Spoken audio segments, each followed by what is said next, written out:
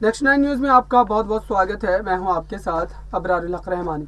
महाराष्ट्र में एक बार फिर ऐसा लग रहा है कि विपक्ष एकनाथ शिंदे और भारतीय जनता पार्टी के खिलाफ एक बड़ा ताना बनाता हुआ नजर आ रहा है। लेकिन यहाँ पर जिस तरीके से आपने देखा कि शरद पवार और एक तरीके से देखे उद्धव ठाकरे ने जो एक बड़ा चैलेंज दिया था सीएम एकनाथ शिंदे को, ये बात कही थी कि मात्र 6 महीने के भीतर ये सरकार को गिरा दिया जाएगा, ये सरकार मात्र 6 महीने की ही मेहमान है।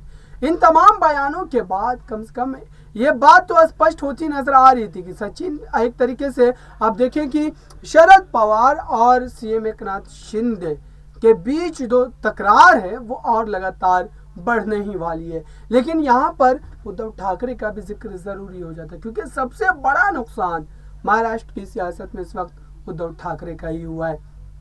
लेकिन अब जो बड़ी खबर आ रही है सूत्रों के हवाले से बताया जा रहा है कि दरअसल उद्धव ठाकरे और शरद पवार मिलकर के मातोश्री में कोई बड़ी प्लानिंग कर रही है और इसमें जो है बैठक भी चल रही है। लेकिन बड़ी बात यह है कि अगर इस तरीके से लगातार विपक्ष सीएम एकनाथ शिंदे की सरकार को लेकर के प्लानिंग ही बनाता रह जाएगा तो फिर तो उनका कार्यकाल भी समाप्त हो जाएगा। दरअसल सुप्रीम कोर्ट का रुख किया गया उद्धव ठाकरे के द्वारा उन 14 विधायकों के अयोग्य करार देने को लेकर के, लेकिन हुआ क्या? अब तक इस मामले में कोई अंतरिम फैसला कोर्ट के द्वारा नहीं सुनाया गया है और खुद सीएम एकनाथ शिंदे ने कई बार इस बात को तंज भरे लहजे में भी कहा है कि जब तक सरकार पर कोर्ट से फैसला आएगा तब तक कार्यकाल भी समाप्त हो जाएगा।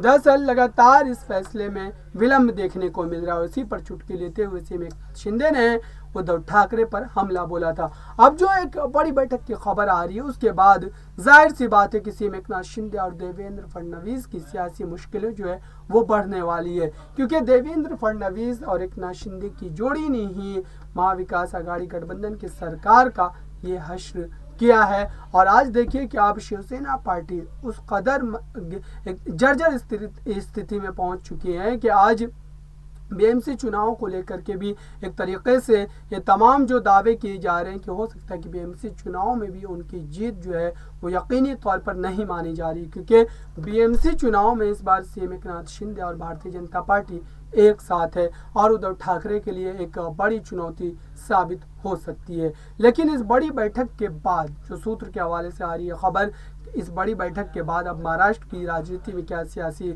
उथल पुथल देखने को मिलता है, इसके लिए फिलहाल अभी इंतजार करना पड़ेगा। देखते रहिए ताज़ा तरीन खबरों के लिए नेक्स्ट 9 न्यूज़ को।